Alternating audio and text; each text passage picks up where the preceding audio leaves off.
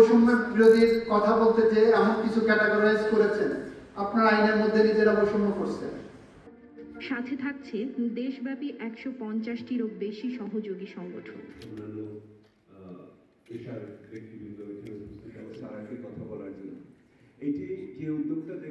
আজকে এই যে বৈষম্যের যে ডেফিনেশন আপনারা আইনের মধ্যে দিয়েছেন, আমি এই আইনটাকে সমর্থন করতে পারছি না।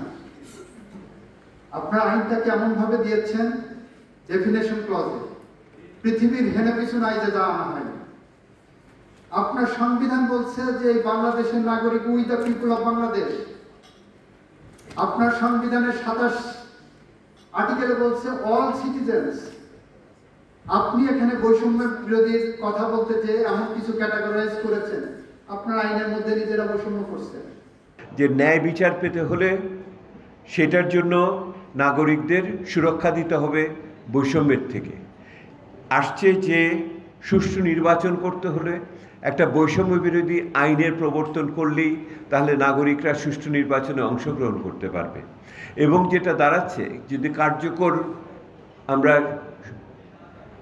এখানে যদি সংস্কার চাই, তাহলে সেই ক্ষেত্রেও নাগরিকের অধিকারকে নিশ্চিত না করে এই সংস্কার করা কোনোভাবে সম্ভব না।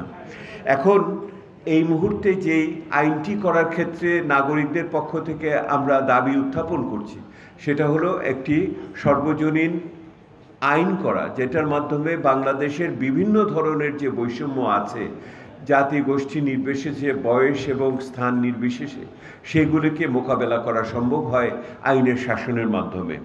বাংলাদেশের আমাদের প্রচেষ্টা হবে বাংলাদেশে আছে যারা বিভিন্ন ধরনের বৈষম্য